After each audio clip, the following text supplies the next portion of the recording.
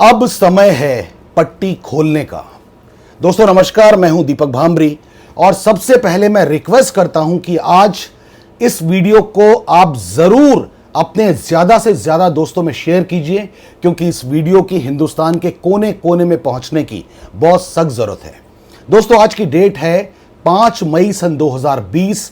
Lockdown को काफी कुछ दिन हो चुके हैं और आज की न्यूज है 7 रुपए पर लीटर दिल्ली सरकार ने डीजल का रेट बढ़ाया, यानी 1 लीटर डीजल का रेट 7 रुपए बढ़ गया।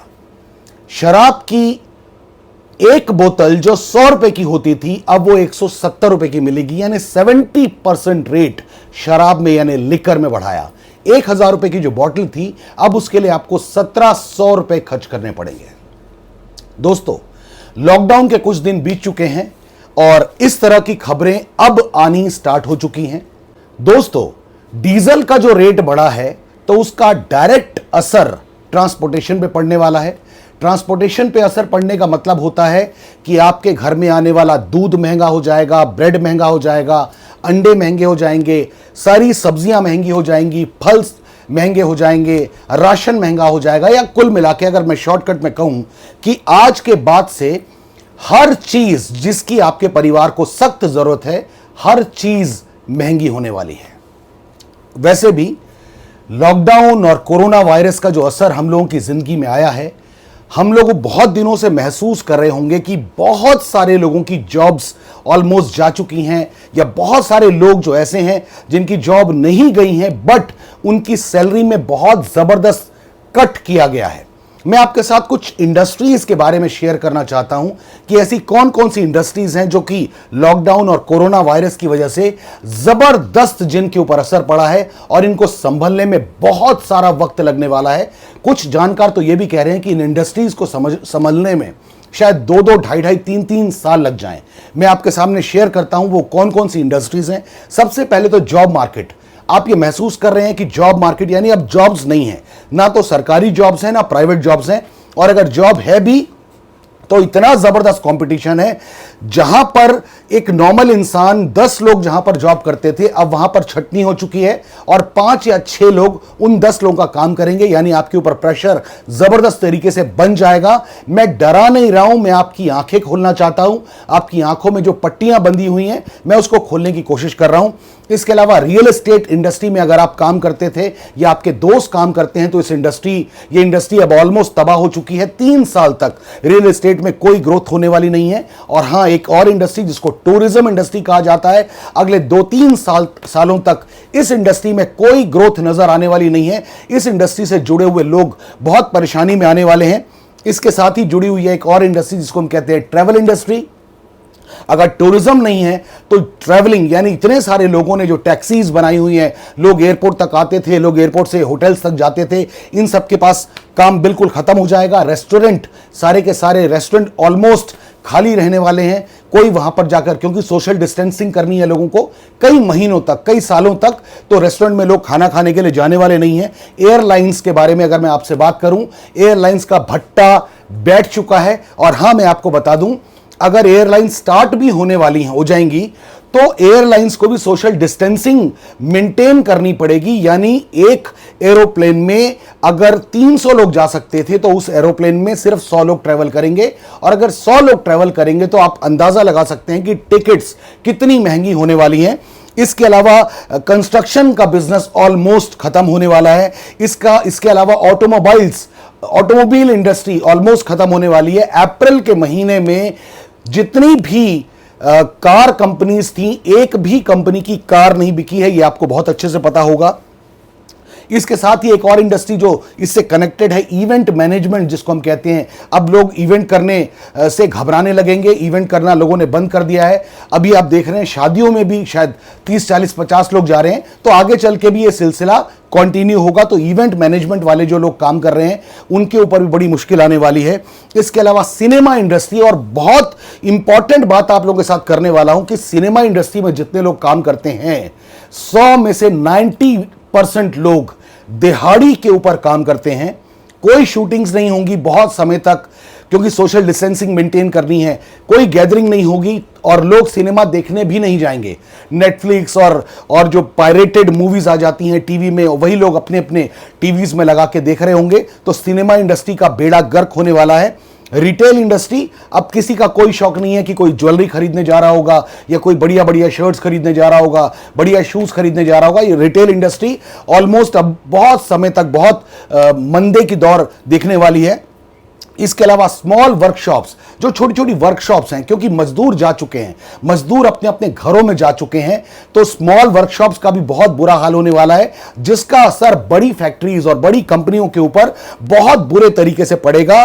दोस्तों, आप ये सोच रहे होंगे कि ये बातें मैं आपको डराने के लिए बता रहा हूं। मैं डराने के लिए भी बता रहा हूं और आपकी आंखें खोलने के लिए भी बता रहा हूं, क्योंकि अब वक्त है कि हमको अपनी आंखें खोलनी पड़ेंगी। Right sir. इसके अलावा हॉस्पिटैलिटी इंडस्ट्री, जैसे 5 star hotels, 4 star hotels, 3 star hotels, इन होटल्स में जाके कोई अब खामखा में रुकने वाला नहीं है। इसके अलावा अम्यूजमेंट पार्क के साथ जो लोग, इस इंडस्ट्री के साथ जो लोग जुड़े हुए हैं, उनके ऊपर बड़ा मुश्किल दौर आने वाला है। ऑयल एंड गैस, इस फील्ड से जुड़े हुए जो लोग, क्योंकि अब मैक्सिमम लोग कोशिश करेंगे कि वो वर्क फ्रॉम होम करें और बहुत सारे लोग ट्रैवलिंग नहीं करेंगे, ट्रैवलिंग बहुत कम करेंगे, जिसका असर ऑयल एंड गैस के ऊपर आएगा। अगर सरकार का जो सबसे बड़ा रेवेन्यू जनरेट होता है वो होता है पेट्रोल और डीजल प्लस लिकर, और लिकर के ऊपर सरकार ने क्या रेट बढ़ाया, 70% रेट एक्स्ट्रा हो गया। पेट्रोल डीजल के ऊपर 7 रुपए पर लीटर रेट बढ़ाना क्यों पड़ा सरकार को? क्योंकि अब सरकार को भी पता है कि बहुत सारे लोग कई कई महीनों तक वर्क फ्रॉम होम करेंगे। सरकार जो सब्सिडीज देती है बहुत सारी चीजों में, वो यहां से पैसे कमा के ही दे पाती है। तो अब सरकार के पास भी बहुत ज्यादा पैसे नहीं होंगे लोगों को हेल्प करने के लिए, लोगों को मदद करने के लिए। इसके अलावा लॉजिस्टिक्स एक ऐसी इंडस्ट्री है जो जिसके ऊपर बहुत असर पड़ने वाला है, क्योंकि जब सामान ज्यादा इधर से उधर नहीं होगा तो लॉजिस्टिक्स इंडस्ट्री के साथ जुड़े हुए लोग परेशानी में आने वाले हैं। लग्जरी प्रोडक्ट, अब कोई ऐसा नहीं होगा कि वो हर 2 साल में अपने पर्दे बदलने जा रहा है, या अपने घर को रेनोवेट करने जा रहा है, या अपने सोफे बदलने जा रहा है, या अपने सोफा कवर्स बदलने जा रहा है, या शो पीसेस बदलने जा रहा है, घर में टंगी हुई लाइटों को बदलने जा रहा है, या वॉचेस बदलने जा रहा है। इस तरह का काम बिल्कुल नहीं होगा। यानी लग्जरी आइटम जितनी भी हैं उनके ऊपर बहुत बुरा असर पड़ने वाला है। लोकल ट्रांसपोर्ट या जैसे ओला उबर है, लोग इससे भी अवॉइड करेंगे, क्योंकि लोगों को डर होगा, क्या पता मुझसे पहले कौन बैठा था, क्या पता वहां पे प्रॉपर सैनिटाइजेशन हुआ है या नहीं हुआ है। तो इस इंडस्ट्री को भी बहुत असर पड़ने वाला है। उसके अलावा लाइव स्पोर्ट्स जैसे आईपीएल तो कैंसिल ही हो गया, लेकिन आईपीएल अगर कैंसिल हुआ तो आप ये मत सोचिए कि सिर्फ आईपीएल में प्लेयर जो थे उन्हें पैसे नहीं मिल रहे, उनका नुकसान हुआ। जी नहीं, स्टेडियम के साथ जुड़े हुए लोग, स्पोर्ट्स अथॉरिटी के साथ जुड़े हुए लोग, टीवी जहां पर उसका ब्रॉडकास्टिंग हो रहा था उसके साथ जुड़े हुए लोग, यानी हर तरह की इंडस्ट्री के लोग, उसके साथ जो लाइव स्पोर्ट्स के साथ जो जुड़े हुए हैं, उनकी जिंदगी में बहुत असर पड़ने वाला है। इसके अलावा मैन्युफैक्चरिंग यूनिट्स के ऊपर बहुत सारा असर पड़ने वाला है, क्योंकि डिमांड कम हो रही है। अब लोग अपने सर्वाइवल के लिए पैसे बचाने के मूड में हैं, तो डिमांड कम हो रही है, तो मैन्युफैक्चरिंग यानी सेल्स घटेंगी, तो मैन्युफैक्चरिंग भी उतनी ज्यादा नहीं होगी। दोस्तों, ये कुछ इंडस्ट्रीज हैं जिसके बारे में मैंने आपसे बात की, लेकिन ये बात करना मेरा मकसद नहीं है सर। मेरा मकसद यह बताना है कि जो होना था वो हो चुका। जो कोरोना वायरस का इंपैक्ट आपकी जिंदगी में पड़ना था वो पड़ चुका।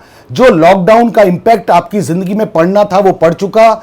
जो फाइनेंशियल इंपैक्ट हम सबकी जिंदगी में पड़ना था वो पड़ चुका। अब आगे क्या? और अब मैं वो बात करने वाला हूं जिस बात को करने के लिए मैंने ये वीडियो बनाना चाहा।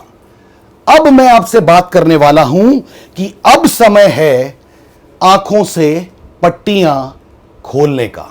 दोस्तों, यहां पर 2 बातें हैं। पहली बात कि या तो आप इस सदमे में आ जाइए कि इतना सब कुछ हो गया, इतना सब कुछ डाउनफॉल हो गया, अब मुझे क्या करना है, मैं तो कुछ कर नहीं पाऊंगा। या तो इस सदमे को अपने दिल में बिठा लीजिए और धीरे धीरे घुट घुट के अपने आप को इस गर्त में मिलाते जाइए। या अब वक्त है अपनी आंखों में बंधी हुई पट्टी को खोलने का और अपने लिए नए सोर्स ऑफ इनकम तलाश करने का।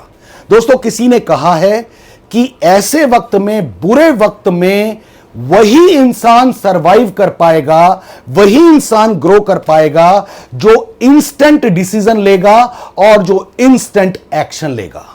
मैं रिपीट कर रहा हूं अपनी बात को, वही इंसान सरवाइव कर पाएगा जो इंस्टेंट डिसीजन लेगा और इंस्टेंट एक्शन लेगा। दोस्तों, ऐसे समय में जब बहुत फाइनेंशियल क्राइसिस हैं, जब बहुत प्रॉब्लम हैं, मैं क्लियर कट आपको बोलना चाहता हूं, आप अपनी इनकम को बढ़ाना जरूर चाहते हैं क्योंकि आपकी ईएमआईज हैं और आपकी कार का लोन है, आपकी बाइक का लोन है, आपके ऊपर होम लोन है, आपकी सैलरी कट चुकी है, हो सकता है आपकी जॉब भी जा चुकी है, लेकिन 2 या 3 महीने का वेव ऑफ आपको मिल चुका है, लेकिन इससे ज्यादा का वेव ऑफ नहीं मिलेगा। आपको अपनी ईएमआईज पे करनी पड़ेंगी, आपको अपनी कार की ईएमआई पे करनी पड़ेगी, होम लोन पे करना पड़ेगा, क्रेडिट कार्ड के बिल्स पे करने पड़ेंगे, जितने भी आपकी रिस्पॉन्सिबिलिटीज हैं वो आपको करनी ही पड़ेंगी। आपको अपने बच्चों की फीसेस जमा करनी पड़ेंगी, घर में राशन भी लाना पड़ेगा, दूध भी लाना पड़ेगा, ब्रेड भी लाना पड़ेगा, अंडे भी लाना पड़ेगा, हर चीज करना पड़ेगा क्योंकि ये आपकी अब मजबूरी है। आप अपने खर्चों में कुछ परसेंटेज का कट ऑफ कर सकते हैं, लेकिन अगर आप ये सोचें कि मैं 50% अपने खर्चे कम कर दूंगा, this is not practically possible. कोई बैंक आपकी ईएमआई को खत्म करने वाला नहीं है। तो ये वक्त है कि आपको अब अपनी इनकम को बढ़ाना ही पड़ेगा। अब वक्त है कि आपको अपनी आंखों के ऊपर बंधी हुई पट्टी को हटाना ही पड़ेगा और अब आपको समझना चाहिए, मेरा ये सजेशन है कि अब आपको समझना चाहिए एक ऐसी इंडस्ट्री को जो ऑलमोस्ट जीरो इन्वेस्टमेंट से शुरू हो जाती है। अब आपको समझना चाहिए एक ऐसी इंडस्ट्री को जिसमें आपकी ग्रोथ की संभावनाएं बहुत ज्यादा है। और यह तो मैं यहां तक मैं कहना चाहता हूं, जिस इंडस्ट्री की मैं बात कर रहा हूं उस इंडस्ट्री को कहते हैं डायरेक्ट सेलिंग या नेटवर्क मार्केटिंग या मल्टी लेवल मार्केटिंग या रेफरल मार्केटिंग। इस इंडस्ट्री की सबसे बड़ी खासियत कि यहां पे कोई कैपिटल इन्वेस्टमेंट आपका नहीं है। अगर मैं आपको यह कहूं कि शराब की एक बोतल की कीमत पर, यानी सिर्फ जितने पैसों में शराब की एक बोतल आप खरीदते हैं, उतने पैसों में जिंदगी भर के लिए, आपके परिवार के लिए, आपके परिवार की जिंदगी को बढ़िया करने के लिए डायरेक्ट सेलिंग या नेटवर्क मार्केटिंग की बिजनेस अपॉर्चुनिटी या नेटवर्क मार्केटिंग का बिजनेस मॉडल आपके पूरे परिवार का हिस्सा बन सकता है। दोस्तों, ये वक्त है जब डायरेक्ट सेलिंग या नेटवर्क मार्केटिंग को आपको अच्छे से समझना चाहिए। भारत सरकार इस इंडस्ट्री को बहुत जबरदस्त तरीके से प्रमोट कर रही है। इस इंडस्ट्री ने पिछले कई सालों में जबरदस्त ग्रोथ की है, पूरी दुनिया में ही नहीं, हिंदुस्तान में भी।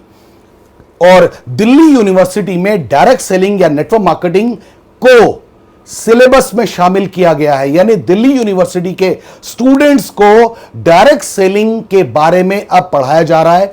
बहुत सारे स्कूल, बहुत सारे कॉलेज ऐसे हैं जहां पर नेटवर्क मार्केटिंग या डायरेक्ट सेलिंग को एज ए कोर्स अब पढ़ाने की शुरुआत हो चुकी है। इसलिए अगर आपको इस वक्त सबसे बेहतरीन कोई अपॉर्चुनिटी चाहिए जो आपकी परिवार की जिंदगी को बहुत बढ़िया कर सकता है, तो मेरा एक ही सजेशन है कि आपको डायरेक्ट सेलिंग या नेटवर्क मार्केटिंग में अपने आप को जरूर डालना चाहिए, नेटवर्क मार्केटिंग को जरूर समझना चाहिए। और मैं रिपीट कर रहा हूं, मैंने पहले भी कहा, जितने पैसों में आप शराब की एक बोतल खरीदते हैं, उतने पैसों में जिंदगी भर के लिए नेटवर्क मार्केटिंग का यह बिजनेस आपके परिवार का हिस्सा बन सकता है। दोस्तों, अब सच में वक्त है आंखों में बंधी हुई पट्टी को खोलने का और इस इंडस्ट्री को समझने का, बहुत अच्छे से समझने का, क्योंकि फिर मैं कहूंगा मातम मनाने से ग्रोथ नहीं होगी। इंस्टेंट डिसीजन और इंस्टेंट एक्शन लेने की जरूरत है, जिससे आपके परिवार को एक फाइनेंशियल सपोर्ट बहुत अच्छे तरीके से मिल पाए। दोस्तों, मैं आपसे एक बार रिक्वेस्ट करता हूं, अगर मेरी बात पसंद आई हो तो इस वीडियो को अपने हर दोस्त के साथ शेयर कीजिए। इस वीडियो को ज्यादा से ज्यादा लोगों तक पहुंचाइए ताकि हिंदुस्तान को एक अच्छी अपॉर्चुनिटी मिल सके, हिंदुस्तान के सारे लोगों को मुश्किल वक्त में एक सपोर्टिव हैंड मिल सके। जैसे कार में एक स्टेपनी होती है ना सर, वैसे ही मैं कहना चाहूंगा नेटवर्क मार्केटिंग को एक स्टेपनी की तरह अपनी जिंदगी में यूज कीजिए और बहुत जल्दी ये स्टेपनी आपका मेन टायर बनने की ताकत रखती है। दोस्तों आज अपनी बात यहीं समाप्त करना चाहता हूं। Wish you all the best, God bless you, thank you very much, जय हिंद।